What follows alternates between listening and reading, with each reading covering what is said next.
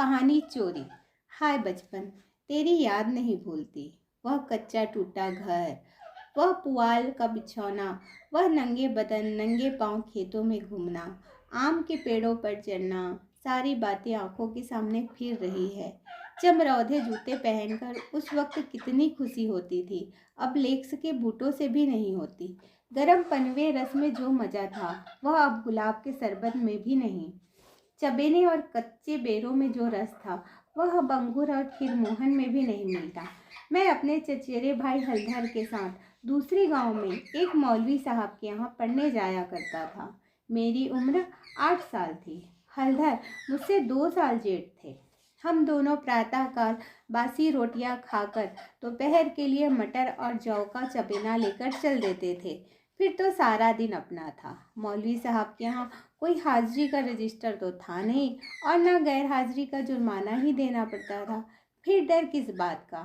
कभी तो थाने के सामने खड़े सिपाहियों की कवायद देखते, कभी किसी भालू या बंदर नचाने वाले मदारी के पीछे पीछे घूमने में दिन काट देते, कभी रेलवे स्टेशन की ओर निकल जाते और गाड़ियों की बहार देखते।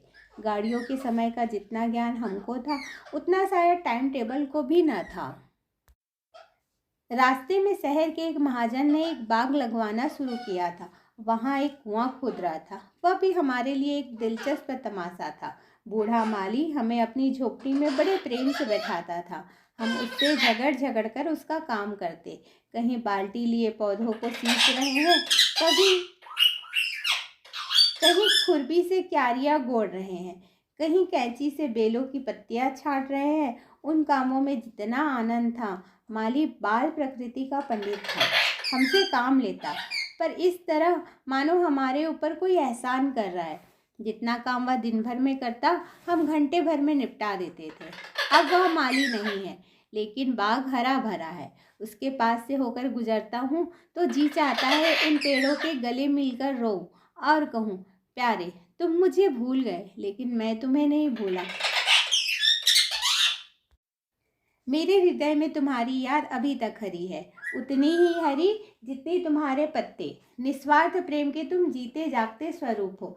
कभी कभी हम हफ्तों गैर हाजिर रहते, पर मौलवी साहब से ऐसा बहाना कर देते कि उनकी बढ़ी हुई त्योरियां उतर जाती। उतनी कल्पना शक्ति आज होती तो ऐसा उपन्यास लिख मारता कि लोग चकित रह जाते। उतनी कल्पना शक्ति आज होती तो ऐसा उपन्यास लिख मारता कि लोग चकित रह जाते। अब तो यह हाल है कि बहुत सिर खपाने के बाद कोई कहानी सूझती है। खैर, हमारे मौलवी साहब दर्जी थे। मौलवीगिरी केवल शौक से करते थे। हम दोनों भाई अपने गांव के कुर्मी कुम्हारों से उनकी खूब बड़ाई करते थे। यूँ कहिए कि हम मौलवी साहब के सफरी एजेंट थे।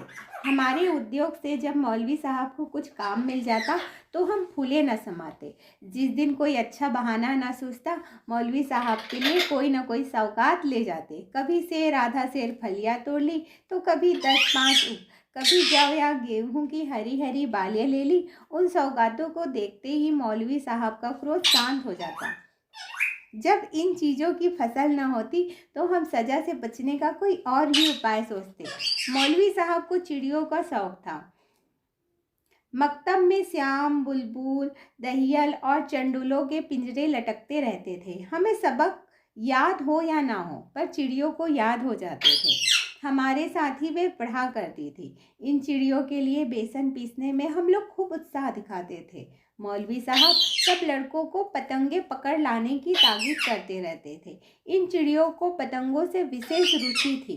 कभी कभी हमारी बला पतंगों के ही सिर चली जाती थी। उनका बलिदान करके हम मौलवी साहब के रौद्र रूप को प्रसन्न कर लिया करते थे। एक दिन सवेरे हम दोनों भाई तालाब में मुंह धोने गए। हलधर ने कोई सफ़ेद सी चीज़ मुट्ठी में से लेकर दिखाई। मैंने लपक कर मुट्ठी खोली तो उसमें 1 रुपया था। विस्मित होकर पूछा, यह रुपया तुम्हें कहाँ मिला? हलधर ने कहा, अम्मा ने ताक पर रखा था, चारपाई खड़ी करके निकाल लाया। घर में कोई संदूक या अलमारी तो थी नहीं। रुपये पैसे एक ऊंचे ताक पर रख दिए जाते थे। एक दिन पहले चचा जी ने सन बेचा था, उसी के रुपये जमींदार को देने को रखे थे। हलधर को न जाने क्यों कर पता लग गया। जब घर के सब लोग काम धंधे में लग गए तो अपनी चारपाई खड़ी की और उस पर चढ़कर 1 रुपया निकाल लिया।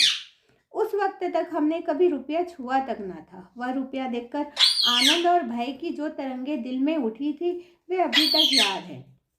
हमारे लिए रुपया एक अलग वस्तु थी। मौलवी साहब को हमारे यहाँ से सिर्फ 12 आने मिला करते थे। महीने के अंत में चाचा जी खुद जाकर पैसे दे आते थे। भला कौन हमारे गर्व का अनुमान कर सकता है, लेकिन मार का भय आनंद में विघ्न डाल रहा था। रुपये अनगिनती तो थे नहीं, चोरी खुल जाना मानी हुई बात थी। चाचा जी के क्रोध का भी मुझे तो नहीं, हलधर को प्रत्यक्ष अनुभव हो चुका था। ये उनसे ज़्यादा सीधा साधा आदमी दुनिया में ना था। चचा ने उनकी रक्षा का भार अपने सिर पर न रख लिया होता तो कोई बनिया उन्हें बाजार में बेच सकता था, पर जब क्रोध आ जाता तो फिर उन्हें कुछ ना सूझता। और तो और चाची भी उनके क्रोध का सामना करने से डरती थी। हम दोनों ने कई मिनट तक इन्हीं बातों पर विचार किया और आखिर यही निश्चय हुआ कि आई हुई लक्ष्मी को न जाने देना चाहिए। एक तो हमारे ऊपर संदेह होगा ही नहीं, अगर हुआ भी तो हम साफ इनकार कर जाएंगे, कहेंगे हम रुपया लेकर क्या करते, थोड़ा सोच विचार करते तो यह निश्चय पलट जाता और वह विभत्स लीला न होती जो आगे चलकर हुई। पर उस समय हम में शांति से विचार करने की क्षमता ही न थी। मुंह हाथ धोकर हम दोनों घर आए और डरते डरते अंदर कदम रखा। अगर कहीं इस वक्त तलाशी की नौबत आई तो फिर भगवान ही मालिक है, लेकिन सब लोग अपना अपना काम कर रहे थे, कोई हमसे ना बोला। हमने नाश्ता भी ना किया, चबेना भी ना लिया, किताब बगल में दबाई और मदरसे का रास्ता लिया। बरसात के दिन थे, आकाश पर बादल छाए हुए थे। हम दोनों खुश खुश मकतब चले जा रहे थे। आज काउंसलिंग की मिनिस्ट्री पाकर भी उतना आनंद ना होता। हजारों मंसूबे बांधते थे, हजारों हवाई किले बनाते थे। यह अवसर बड़े भाग्य से मिला था। जीवन में फिर शायद ही यह अवसर मिले, इसलिए रुपयों को इस तरह खर्च करना चाहते थे कि ज़्यादा से ज़्यादा दिनों तक चल सके। यद्यपि उन दिनों 5 आने से बहुत अच्छी मिठाई मिलती थी और शायद आधा सेर मिठाई में हम दोनों अफर जाते, लेकिन यह ख्याल हुआ कि मिठाई खाएंगे तो रुपया आज ही गायब हो जाएगा। कोई सस्ती चीज़ खानी चाहिए जिसमें मज़ा भी आए, पेट भी भरे और पैसे भी कम खर्च हो। आखिर अमरूदों पर हमारी नज़र गई। हम दोनों राजी हो गए। 2 पैसे के अमरूद लिए। सस्ता समय था, बड़े बड़े 12 अमरूद मिले। हम दोनों के कुर्ते के दामन भर गए। जब हलधर ने खटकिन के हाथ में रुपया रखा तो उसने संदेह से देखकर पूछा, रुपया कहाँ पाया लाला, चुरा तो नहीं लाए? जवाब हमारे पास तैयार था। ज़्यादा नहीं तो 2-3 किताबें पढ़ ही चुके थे। विद्या का कुछ कुछ असर हो चला था। मैंने झट से कहा, मौलवी साहब की फीस देनी है। घर में पैसे ना थे तो चाचा जी ने रुपया दे दिया। इस जवाब ने खटकिन का संदेह दूर कर दिया। हम दोनों ने एक पुलिया पर बैठकर खूब अमरूद खाए, मगर अब 15.5 आने पैसे कहाँ ले जाए। 1 रुपया छिपा लेना तो इतना मुश्किल काम न था। पैसों का ढेर कहाँ छिपता, ना कमर में इतनी जगह थी और ना जेब में इतनी गुंजाइश। उन्हें अपने पास रखना चोरी का ढिंढोरा पिटना था। बहुत सोचने के बाद यह निश्चय किया कि 12 आने तो मौलवी साहब को दे दिए जाए, शेष 3.5 आने की मिठाई उड़े। यह फैसला करके हम लोग मकतब पहुँचे। आज कई दिन के बाद गए थे। मौलवी साहब ने बिगड़ कर पूछा, इतने दिन कहाँ रहे? मैंने कहा, मौलवी साहब घर में गमी हो गई। यह कहते कहते 12 आने उनके सामने रख दिए। फिर क्या पूछना था? पैसे देखते ही मौलवी साहब की बाहें खिल गई। महीना खत्म होने में अभी कई दिन बाकी थे। साधारणतः महीना चढ़ जाने और बार बार तकाजे करने पर कहीं पैसे मिलते थे। अब की इतनी जल्दी पैसे पाकर उनका खुश होना अस्वाभाविक बात न थी। हमने अन्य लड़कों की ओर सगर्व नेत्रों से देखा, मानो कह रहे हो, एक तुम हो कि मांगने पर भी पैसे नहीं देते, एक हम हैं कि पेशगी देते हैं। हम अभी सबक पढ़ ही रहे थे कि मालूम हुआ आज तालाब का मेला है, दोपहर में छुट्टी हो जाएगी। मौलवी साहब मेले में बुलबुल लड़ाने जाएंगे। यह खबर सुनते ही हमारी खुशी का ठिकाना ना रहा। 12 आने तो बैंक में जमा ही कर चुके थे। 3.5 आने में मेला देखने की ठहरी खूब बाहर रहेगी, मज़े से रेवड़ियाँ खाएंगे, गोलगप्पे उड़ाएंगे, झूले पर चढ़ेंगे और शाम को घर पहुँचेंगे। लेकिन मौलवी साहब ने एक कड़ी शर्त यह लगा दी थी कि सब लड़के छुट्टी से पहले अपना अपना सबक सुना दे। जो सबक ना सुना सकेगा उसे छुट्टी ना मिलेगी।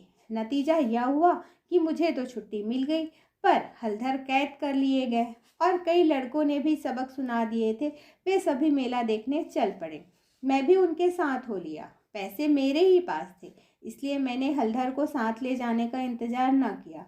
तय हो गया था कि वह छुट्टी पाते ही मेले में आ जाए और दोनों साथ साथ मेला देखें। मैंने वचन दिया था कि जब तक वह ना आएंगे एक पैसा भी खर्च ना करूँगा। लेकिन क्या मालूम था कि दुर्भाग्य कुछ और ही लीला रच रहा था। मुझे मेला पहुँचे 1 घंटे से ज़्यादा गुजर गया, पर हलधर का कहीं पता नहीं था। क्या अभी तक मौलवी साहब ने छुट्टी नहीं दी या रास्ता भूल गए? आंखें फाड़ फाड़ कर सड़क की ओर देखता था। अकेले मेला देखने में जी भी न लगता था, पर संशय भी हो रहा था कि कहीं चोरी खुल तो नहीं गई और चाचा जी हलधर को पकड़कर घर तो नहीं ले गए। आखिर जब शाम हो गई तो मैंने कुछ रेवड़ियाँ खाई और हलधर के हिस्से के पैसे जेब में रखकर धीरे धीरे घर चला। रास्ते में ख्याल आया, मकतब होता चलूँ, शायद हलधर अभी वहाँ हो। मगर वहाँ सन्नाटा था। हाँ, एक लड़का खेलता हुआ मिला। उसने मुझे देखते ही जोर से कह कहा मारा और बोला, बच्चा घर जाओ तो कैसी मार पड़ती है। तुम्हारे चचा आए थे, हलधर को मारते मारते ले गए हैं। अजी ऐसा तान के गुस्सा मारा कि मियाँ हलधर मुंह के बल गिरे। यहाँ से घसीटते ले गए हैं। तुमने मौलवी साहब की तनख्वाह दे दी थी, वह भी ले ली। अभी कोई बहाना सोच लो, नहीं तो बेभाव की पड़ेगी। मेरी सिट्टी पिट्टी भूल गई। बदन का लहू सूख गया। वही हुआ जिसका मुझे शक हो रहा था। पैर मन मन भर के हो गए। घर की ओर एक एक कदम चलना मुश्किल हो गया। देवी देवताओं के जितने नाम याद थे सभी की मान्यता मानी। किसी को लड्डू, किसी को पेड़े, किसी को बतासे। गांव के पास पहुंचा तो गांव के डीह का सुमिरन किया, क्योंकि अपने हलके में डीह ही की इच्छा सर्वप्रधान होती है। यह सब कुछ किया, लेकिन ज्यों ज्यों घर निकट आता दिल की धड़कन बढ़ती जाती थी। घटाएं उमड़ी आती थी। मालूम होता था आसमान फटकर गिरा ही जाता है। देखता था लोग अपने अपने काम छोड़ छोड़कर भागे जा रहे हैं। गोरू भी पूंछ उठाए घर की ओर उछलते कूदते चले जाते थे।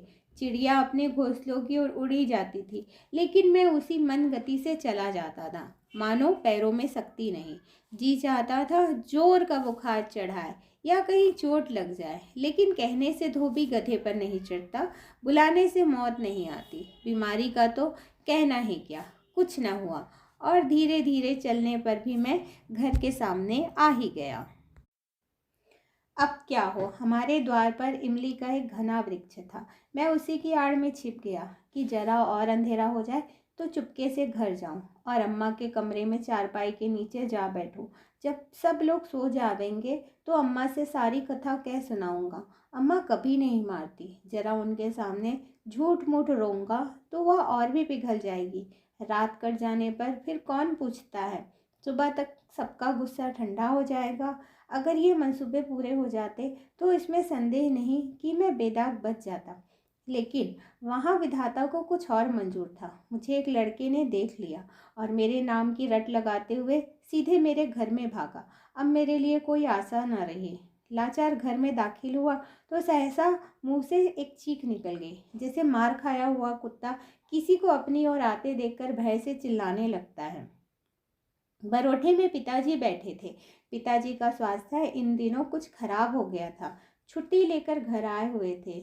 यह तो नहीं कह सकता कि उन्हें शिकायत क्या थी, पर वह मूंग की दाल खाते थे और संध्या समय शीशे की गिलास में एक बोतल में से कुछ उड़ेल उड़ेल कर पीते थे। शायद यह किसी तजुर्बेकार हकीम की बताई हुई दवा थी। दवाएं सब बासने वाली थी और कड़वी होती है, यह दवा भी बुरी ही थी, पर पिताजी न जाने क्यों इस दवा को खूब मज़ा ले लेकर पीते थे। हम जो दवा पीते थे तो आंखें बंद करके एक ही घूंट में घटक जाते, पर शायद इस दवा का असर धीरे धीरे पीने से ही होता हो। पिताजी के पास गांव के 2-3 और कभी कभी 4-5 रोगी और भी जमा हो जाते और घंटों दवा पीते रहते थे। मुश्किल से खाना खाने उठते थे। इस समय भी वह दवा पी रहे थे। रोगियों की मंडली जमा थी। मुझे देखते ही पिताजी ने लाल लाल आंखें करके पूछा, कहाँ थे अब तक? मैंने दबी जबान से कहा, कहीं तो नहीं। अब चोरी की आदत सीख रहा है? बोल, रुपया तुमने चुराया कि नहीं? मेरी जबान बंद हो गई। सामने नंगी तलवार नाच रही थी। शब्द भी निकालते हुए डरता था। पिताजी ने जोर से डांट कर पूछा, बोलता क्यों नहीं? तूने रुपया चुराया कि नहीं? मैंने जान पर खेल कर कहा। मैंने कहा। मुंह से पूरी बात भी ना निकलने पाई थी कि पिताजी विकराल रूप धारण किए, दांत पीसते झटपट उठ बैठे और हाथ उठाए मेरी ओर चले। मैं जोर से चिल्लाकर रोने लगा। ऐसा चिल्लाया कि पिताजी भी सहम गए। उनका हाथ उठा ही रह गया। शायद समझे कि जब अभी से इसका यह हाल है, तब तमाचा पड़ जाने पर कहीं इसकी जान ही न निकल जाए। मैंने जो देखा कि मेरी हिम्मत काम कर गई तो और भी गला फाड़ फाड़ कर रोने लगा। इतने में मंडली के 2-3 आदमियों ने पिताजी को पकड़ लिया और मेरी ओर इशारा किया कि भाग जा। बच्चे ऐसे मौके पर और भी मचल जाते हैं और व्यर्थ मार खा जाते हैं। मैंने बुद्धिमानी से काम लिया, लेकिन अंदर का दृश्य इससे कहीं भयंकर था। मेरा तो खून सर्द हो गया। हलधर के दोनों हाथ एक खंभे से बंधे थे। सारी देह धूल धूसरित हो रही थी और वह अभी तक सिसक रहे थे। शायद वह आंगन भर में लौटे थे। ऐसा मालूम हुआ कि सारा आंगन उनके आंसुओं से भर गया है। चाची हलधर को डांट रही थी और अम्मा बैठी मसाला पीस रही थी। सबसे पहले मुझ पर चाची की निगाह पड़ी। बोली, लो, वह भी आ गया। क्यों रे, रुपया तूने चुराया था कि इसने? मैंने निसंकोच होकर कहा, हलधर ने। अम्मा बोली, अगर उसी ने चुराया था तो तूने घर आकर किसी से कहा क्यों नहीं? अब झूठ बोले बगैर बचना मुश्किल था। मैं तो समझता हूँ कि जब आदमी को जान का खतरा हो तो झूठ बोलना क्षम्य है। हलधर मार खाने के आदी थे। 2-4 घूंसे और पड़ने से उनका कुछ ना बिगड़ सकता था। मैंने मार कभी न खाई थी। मेरा तो 2 ही 4 घूंसों से काम तमाम हो जाता। फिर हलधर ने भी तो अपने को बचाने के लिए मुझे फंसाने की चेष्टा की थी। नहीं तो चाची मुझसे यह क्यों पूछती, रुपया तूने चुराया था या हलधर ने? किसी भी सिद्धांत से मेरा झूठ बोलना इस समय स्तुत्य नहीं तो क्षम्य जरूर था। मैंने छूटते ही कहा, हलधर कहते थे कि किसी को बताया तो मार ही डालूंगा। अम्मा ने कहा, देखा, वही बात निकली ना। मैं तो कहती थी कि बच्चा की ऐसी आदत नहीं, पैसा तो वह हाथ से छूता ही नहीं, लेकिन सब लोग मुझे को उल्लू बनाने लगे। हलधर ने कहा, मैंने तुमसे कब कहा था कि बताओगे तो मारूंगा? मैंने कहा, वही तालाब के किनारे तो। हलधर ने कहा, अम्मा बिल्कुल झूठ है। चाची ने कहा, झूठ नहीं, सच है। झूठा तो तू है और तो सारा संसार सच्चा है। तेरा नाम निकल गया है ना। तेरा बाप नौकरी करता, बाहर से रुपये कमा लाता, 4 जने उसे भला आदमी कहते तो तू भी सच्चा होता। अब तो तू ही झूठा है। जिसके भाग में मिठाई लिखी थी उसने मिठाई खाई। तेरे भाग में तो लात खाना ही लिखा था। यह कहते हुए चाची ने हलधर को खोल दिया और हाथ पकड़कर भीतर ले गई। मेरे विषय में स्नेहपूर्ण आलोचना करके अम्मा ने पासा पलट दिया था, नहीं तो अभी बेचारे पर न जाने कितनी मार पड़ती। मैंने अम्मा के पास बैठकर अपनी निर्दोषिता का राग खूब अलापा। मेरी सरल हृदया माता मुझे सत्य का अवतार समझती थी। उन्हें पूरा विश्वास हो गया कि सारा अपराध हलधर का है। एक क्षण बाद मैं गुड़ चबेना लिए कोठरी से बाहर निकला। हलधर भी उसी वक्त चिवड़ा खाते हुए बाहर निकले। हम दोनों साथ साथ बाहर आए और अपनी अपनी बीती सुनाने लगे। मेरी कथा सुखमय थी, हलधर की दुखमय, पर अंत दोनों का एक था, गुड़ और चबेना।